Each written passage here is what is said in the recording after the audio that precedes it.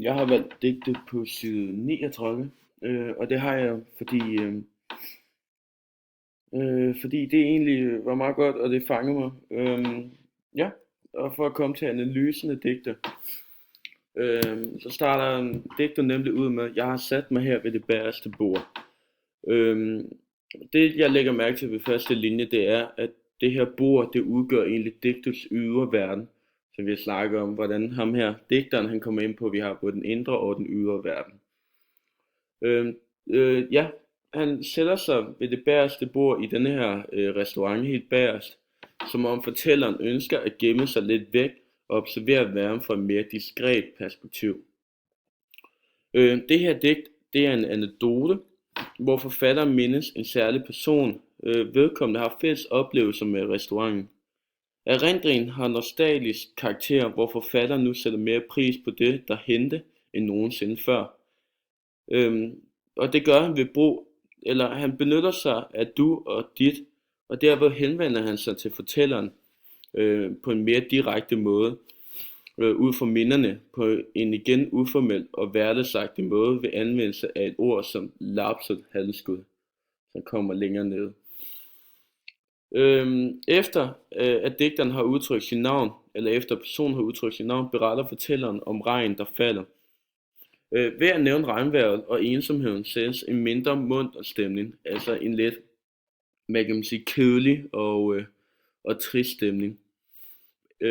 Ensomheden kommer også til udtryk på den måde, at de forbipasserende bogstaveligt talt brænder mod ruden, idet de ikke er til at undgå at blive bemærket, når man sidder helt alene, hvilket også understreges i den derpå efterfølgende verslinje. Fortælleren lytter desuden til trafikken, der står for det pulserende og foranderlige liv omkring ham, som han i momenter ikke er en del af. Denne person i digtet filosoferer over, at der kun findes en særlig udgave af hvert menneske, og i digtet forsøger vedkommende at leve med den savnede gennem erindringerne, selvom det er svært for vedkommende at fange den savnedes blik igen. Fortællerens mentale refleksion kan ses som vaklende, som følge af savnet, lidt ligesom titlen som et rystet spejl, der udgør digtet. Spejlet symboliserer nemlig en psykisk refleksion.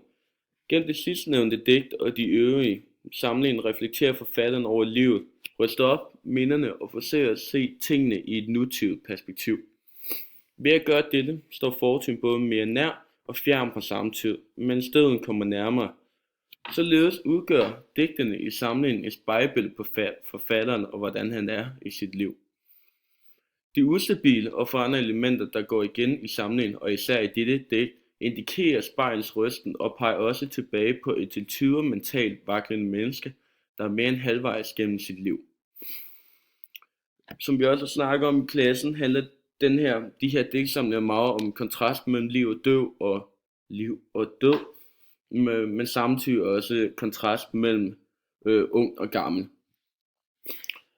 Således er der en gennemgående tematik i digtsamlingen, tiden der går, og særligt de eksistentielle spørgsmål, man som menneske vil komme til at overveje i takt med, at man bliver ældre.